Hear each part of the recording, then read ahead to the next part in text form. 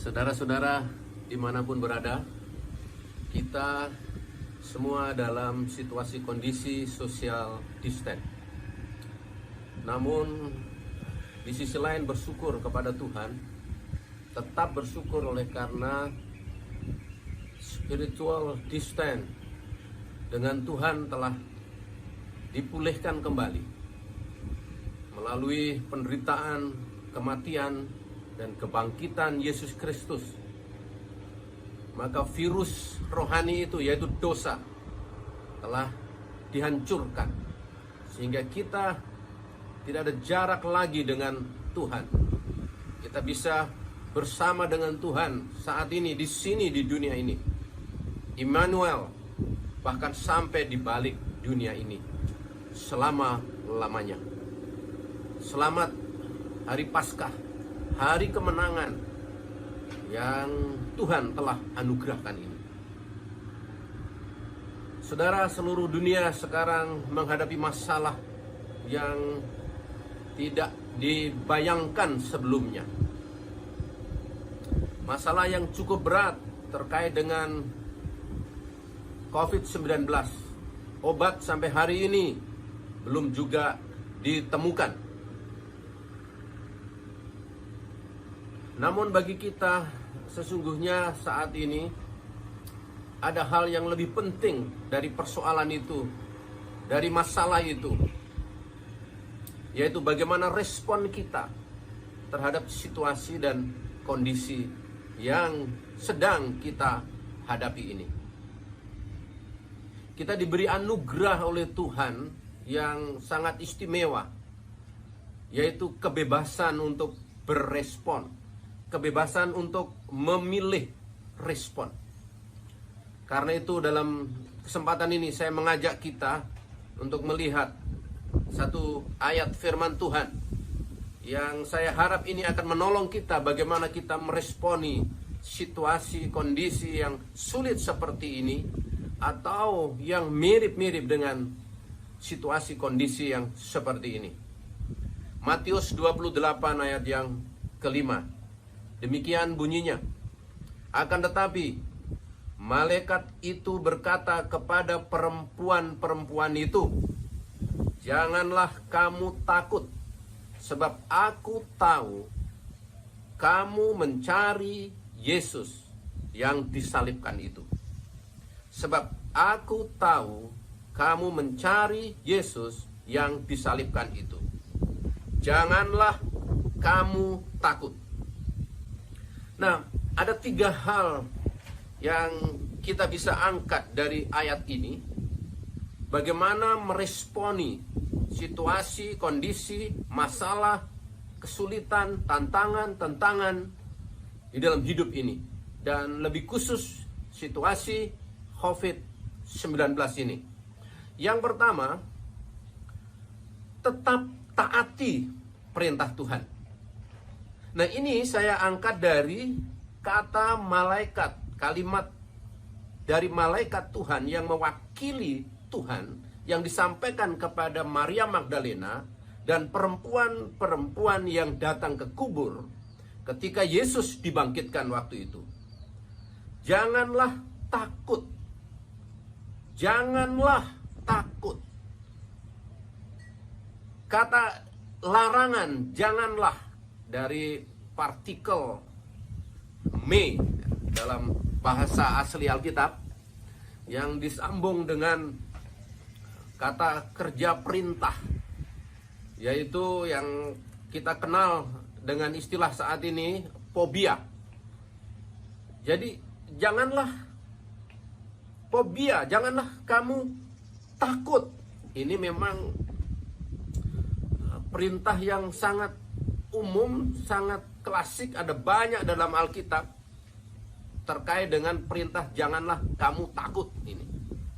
Dan ini saya merasa mengapa begitu banyak, bahkan 365 kali kata ini, peringatan ini diberikan di dalam Alkitab. Ini oleh karena saya merasa bahwa manusia memang mudah sekali dihantui oleh perasaan, oleh pikiran takut ini. Nah, waktu itu jelas Maria Magdalena dan perempuan-perempuan ini dalam keadaan yang takut oleh karena ada gempa yang begitu hebat di sekitar kubur itu. Dan bahkan disebutkan penjaga ketakutan, gemetar, seperti mati keadaannya. Jadi ini ketakutan yang sangat besar dihadapi.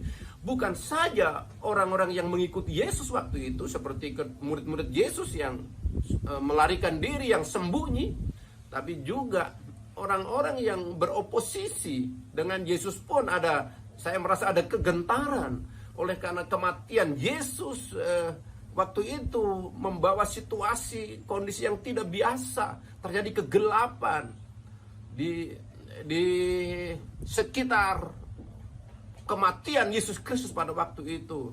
Bahkan Pilatus pun ada kegentaran juga ketika menghakimi Yesus. Jadi ada ketakutan yang melanda pada waktu itu. Dan malaikat Tuhan yang mewakili Tuhan datang kepada Maria Magdalena yang datang ke kubur itu dengan berkata, "Janganlah kamu takut. Sebab aku tahu kamu mencari Yesus yang disalibkan itu. Janganlah takut." Nah, yang mirip dengan peringatan ini yang dalam bentuk yang berlawanan, saya pikir ialah kuatkan dan teguhkanlah hatimu.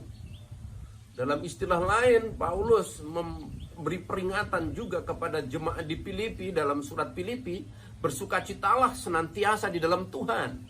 Dia yang walaupun di dalam penjara, dia memberi nasihat itu, bersukacitalah. Jadi bagaimana kita menghadapi situasi kondisi yang unpredictable ini? Situasi ekonomi, situasi studi bagaimana ke depan, pekerjaan saudara, situasi kesehatan saudara dan saya. Alkitab memerintahkan di sini, tetap taati perintah Tuhan. Jangan takut, janganlah gentar. Bersukacitalah senantiasa. Enjoy in the Lord. Lalu yang kedua, saudara, bagaimana kita meresponi situasi kondisi ini? Persoalan-persoalan yang terjadi sebagai dampak dari COVID-19 maupun persoalan COVID-19 itu sendiri. Yang kedua adalah tetap yakini sifat Tuhan Maha Tahu. Tetap yakini sifat Tuhan tahu. Dan ini saya angkat dari kata, janganlah kamu takut sebab aku tahu. Nah, ini memang kata malaikat, tetapi sekali lagi ini malaikat mewakili Tuhan. Alasan jangan takut sebab aku tahu. Tuhan tahu. Nah, kata aku tahu ini dari kata oida. Dalam Alkitab ada dua kata yang diterjemahkan tahu. Yang pertama gnosko dan yang kedua oida. Kata gnosko punya arti tahu dalam arti belajar, tahu dalam arti berkembang, progresif. Kemarin tidak tahu, sekarang menjadi tahu. Itu gnosko. Tetapi kata oida bukan pengetahuan yang progresif. Kata ini banyak dipakai untuk Tuhan. Kata ini punya arti pengetahuan yang komplit. The fullness of knowledge. Pengetahuan yang penuh. Jadi dengan kata lain, malaikat yang mewakili Tuhan itu berkata kepada perempuan di situ, aku tahu kamu itu mencari Tuhan. Tahu ketika Maria Magdalena ini wanita yang pernah diusir darinya 7 roh jahat, ketika percaya Yesus tahu. Ketika meninggalkan Galilea menuju ke Yerusalem bersama tim Yesus Kristus, Tuhan tahu ketika Yesus berada di atas kayu salib, murid-murid Yesus melarikan diri sembunyi, Maria ada di dekat salib itu, Tuhan tahu di situ. Dan ketika mayat Yesus diturunkan oleh Yusuf di situ dan dikuburkannya, Maria Magdalena disebutkan dalam Alkitab mengikuti kekuburan itu. Dan Tuhan tahu itu. Dan ketika Yusuf pulang selesai proses penguburan itu, Maria Magdalena dan perempuan yang lain itu tetap ada di kubur itu. Tuhan tahu. Dan kemudian malam itu Maria mencari penginapan di Yerusalem. Kemudian setelah hari Sabat lewat, pagi-pagi benar dalam ayat yang kita baca tadi, malaikat datang, tahu persis bahwa mereka mencari Yesus. Tuhan tahu. Jadi bagaimana kita meresponi masalah, situasi, kondisi yang unpredictable, yang tidak kita harapkan ternyata terjadi, yang kita tidak pikirkan kesulitan itu ternyata datang. Maunya pulang kampung tetapi ternyata tidak bisa, tetap harus tinggal. Maunya tinggal tetapi harus di karantina sekian lama. Tuhan tahu situasi itu. Jadi kita perlu menghadapi situasi dan kondisi ini dengan yang pertama, mentaati perintah Tuhan. Jangan takut. Enjoy in the Lord. Kuatkan dan teguhkan hatimu. Dan yang kedua, yakini fakta bahwa Tuhan tahu. Tuhan tidak shock dengan situasi kondisi ini. Bagi Tuhan tidak terkejut dengan apa yang terjadi saat ini. Tuhan sudah tahu apa yang terjadi di Wuhan, di China sana. Yang kemudian merembet ke seluruh dunia, di Amerika yang sekarang begitu masif pengaruh COVID Corona ini. Di seluruh Indonesia sekarang. Tuhan tidak terkejut dengan situasi ini. Dan apa yang akan terjadi perekonomian, bagaimana studi saudara, bagaimana yang bekerja pekerjaan saudara, dan apa yang terjadi nanti. Tuhan tahu kemarin, Tuhan tahu hari ini, dan Tuhan tahu apa yang akan terjadi nanti. Bagaimana kita menghadapi situasi kondisi yang seperti ini? Kita perlu menghadapi dengan satu keyakinan bahwa Tuhan tahu. Tuhan yang tahu itu bukan sekedar tahu, tetapi Tuhan yang tahu itu punya sifat. Tuhan yang baik, Tuhan yang peduli, Tuhan yang punya planning yang baik. Rancanganku bukanlah rancangan kecelakaan, tapi rancangan kesejahteraan bagi kamu. Tuhan yang tahu itu adalah Tuhan yang peduli terhadap kehidupan saudara dan saya. Bagaimana kita menghadapi situasi kondisi ini? Yang pertama, mentaati perintah Tuhan. Jangan takut. Enjoy in the Lord. Kuatkan dan teguhkan hatimu. Dan yang kedua, meyakini fakta sifat Tuhan yang maha tahu itu. Maha tahu yang seirama dengan sifat yang peduli, yang baik, yang punya rancangan yang indah bagi setiap orang yang berharap kepadanya. Lalu yang ketiga, bagaimana kita menghadapi situasi dan kondisi yang unpredictable ke depan ini, dan saat ini yang nampak begitu sulit. Yang ketiga adalah dari ayat yang kelima, Matius 28 ini. Sebab aku tahu bahwa kamu mencari Yesus yang disalibkan. Yang ketiga, tetap melakukan pelayanan, mencari Yesus. Tetap mengerjakan pelayanan, mencari Yesus. Saudara tahu bahwa kata mencari yang diucapkan oleh malaikat ini sama persis dengan kata mencari, kata cari dalam Matius pasal 6 ayat 33. Carilah dulu kerajaan Allah dan kebenarannya, maka sekaliannya akan ditambahkan kepadamu. Bagaimana dengan konteks ini Maria Magdalena?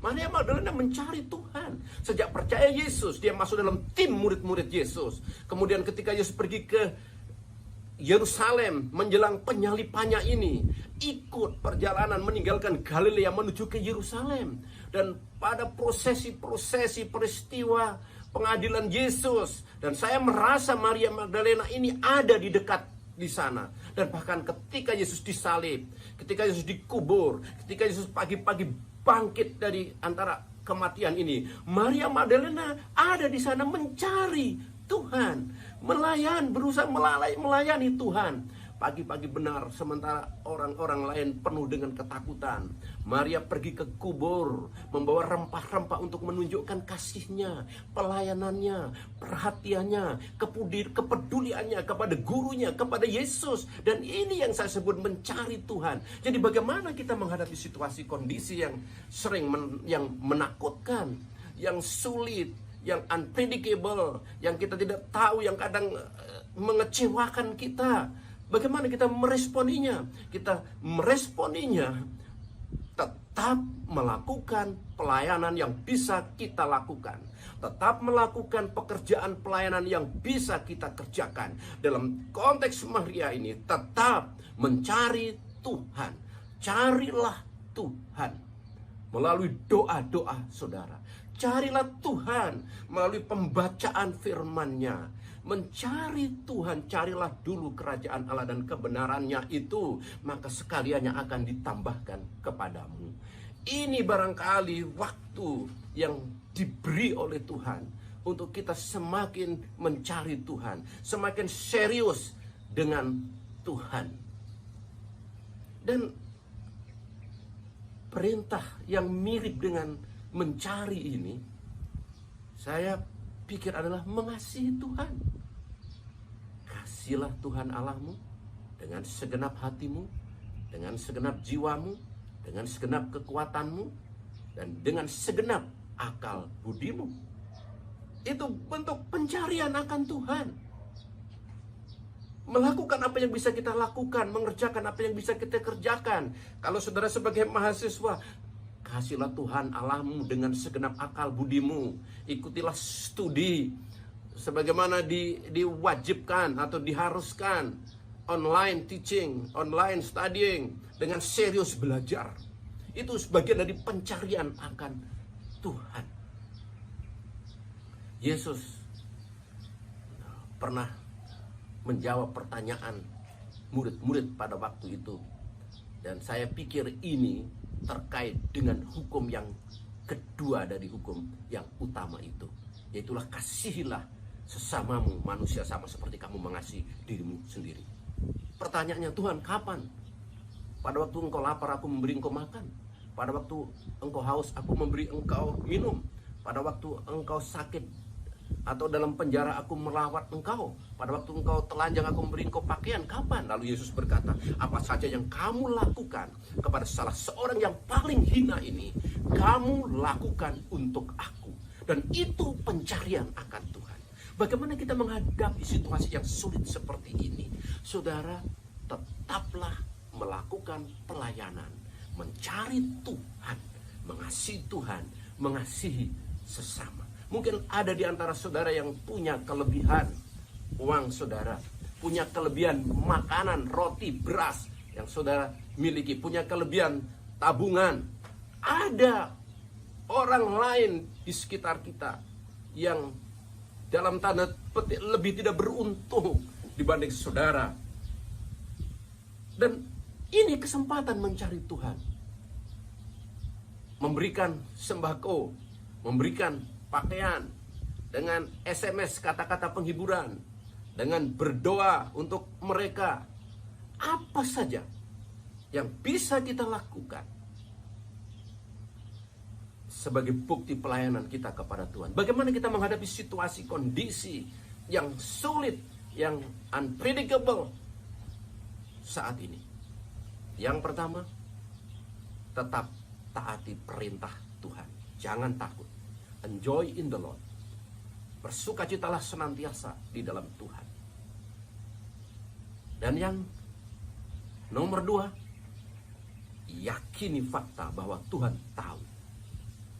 Tuhan tahu universe ini, galaksi, bulan, bintang, dan semua berbilion-bilion di angkasa sana. Tuhan tahu, Tuhan melihat, dan Tuhan juga tahu virus yang kecil yang tidak bisa kita lihat ini. Tuhan tahu bahkan sehelai rambutmu pun tidak akan jatuh tanpa dikehendaki oleh Tuhan. Tuhan tahu, dan tahu akan Tuhan, meyakini fakta ini. akan menolong kita untuk happy, untuk enjoy, akan menolong kita untuk menikmati damai sejahtera Tuhan yang melampaui segala akal itu. Bagaimana respon kita yang ketiga? Tetap lakukan pelayanan. Cari Tuhan. Peduli terhadap yang sulit. Peduli terhadap yang membutuhkan. Sejauh mana kita bisa melakukan apa yang bisa kita lakukan. Tetap taati perintah Tuhan, jangan takut. Tetap meyakini fakta bahwa Tuhan Maha Tahu dari dulu, sekarang, dan akan datang. Tuhan paham persis. Dan yang ketiga, tetap lakukan pelayanan. Mencari Tuhan. Maka Allah, sumber damai sejahtera yang melampaui segala akal, akan memelihara hati dan pikiran saudara di dalam Kristus Yesus Tuhan. Amin. Mari kita berdoa. Tuhan, kami berdoa buat teman-teman, saudara-saudara Andetolan, dimanapun berada.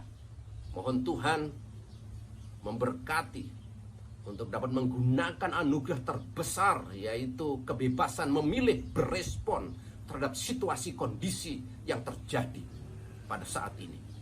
Tolonglah Tuhan, Roh-Mu memimpin untuk kami meresponi situasi kondisi ini dengan tetap mentaati perintah Tuhan. Jangan takut. Perintah untuk tidak gentar, untuk terus tetap maju dengan tegar. Enjoy in the Lord. Dan tolonglah kami semua untuk tetap meyakini fakta bahwa Engkau Maha Tahu. Engkau tidak hanya Maha Tahu, tapi Engkau Maha Tahu yang mengendalikan situasi kondisi ini. Dan itulah keyakinan yang akan membuat ketenangan, kedamaian. Dan tolonglah melalui Roh-Mu yang kudus untuk beri hikmat kepada kami untuk tetap melakukan pelayanan. Melakukan apa yang bisa kami lakukan. Terima kasih.